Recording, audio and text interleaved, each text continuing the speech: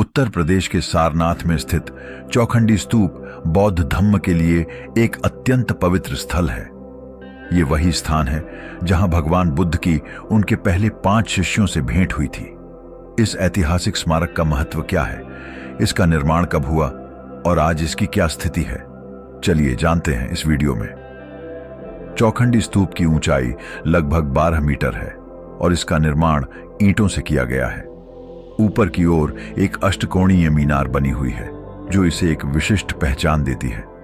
ज्ञान प्राप्त करने के बाद बुद्ध ने यहां आकर अपने पहले 5 शिष्य कौंडिन्य, वप, भद्दीय, अस्सजी और महानाम से भेंट की और धम्मचक्र पवत्तन की स्थापना की। इस स्तूप का निर्माण सम्राट अशोक के समय शुरू हुआ था, लेकिन बाद में गुप्त शासकों ने 4वीं से 6वीं शताब्दी के बीच इसे और भव्य बनाया।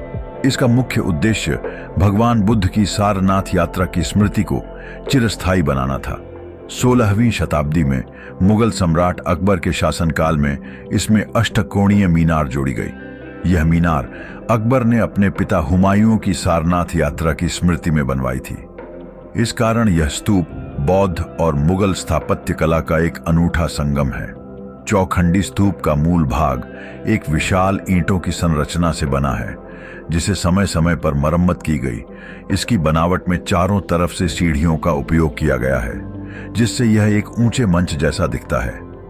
ऊपरी भाग पर बना अष्टकोणीय टावर इसकी मुगल कालीन विशेषता को दर्शाता है। स्तूप की दीवारों पर समय के साथ मिट चुके प्राचीन नक्काशी और मूर्तिकला के अवशेष आज भी देखे जा सकते हैं। यहाँ बुद्ध की जीवन से जुड़ी कुछ कलाकृतियां भी थीं जो अब सारनाथ के राष्ट्रीय संग्रहालय में संरक्षित हैं। चौखंडी स्तूप का पुरातात्विक उत्खनन भारतीय पुरातत्व सर्वेक्षण ASI द्वारा किया गया था।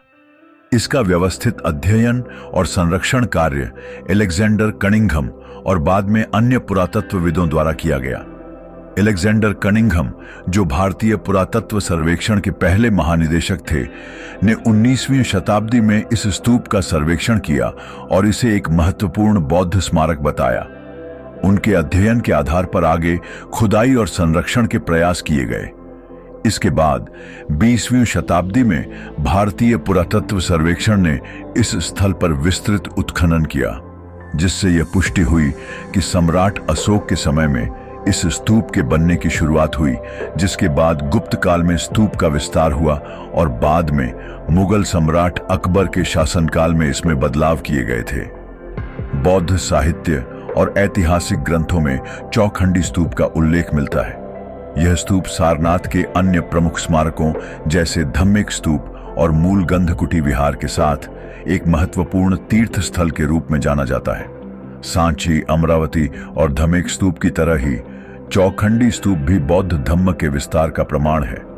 इन सभी स्तूपों को एक समान उद्देश्य से बनाया गया था, जिनमें बुद्ध के जीवन से जुड़े महत्वपूर्ण स्थलों को संजोना था। हालांकि चौखंडी स्तूप अन्य स्तूपों से अलग है क्योंकि इसमें मुगल कालीन स्थापत्य का प्रभाव भी देखा जाता है। जहां सांची और धम्मिक स्तूप पूरी तरह से बौद्ध स्थापत्य कला का प्रतीक है, वहीं चौखंडी स्तूप में बौद्ध और मुगल शैली का मिश्रित समायोजन है। पुरातात्विक खुदाई में यहाँ प्राचीन मूर्तियां, बौद्ध लिपियां और अन्य ऐतिहासिक अवशेष मिले हैं जो चौखंडी स्तूप को और भी महत्वपूर्ण बनाते हैं। चौखंडी स्तूप सिर्फ एक पुरानी ईंटों की संरचना नहीं, बल्कि बौद्ध धर्म की समृद्ध विरासत का प्रतीक है। यह हमें उस ऐतिहासिक क्षण की याद दिलाता है जब भगवान बुद्ध ने अपने शिष्यों को पहली बार ज्ञान का प्रकाश दिया था। यह स्तूप बौद्ध धम्म के 3 महत्वपूर्ण स्तंभों बुद्ध, धम्म व संघ का प्रतिनिधित्व करता है।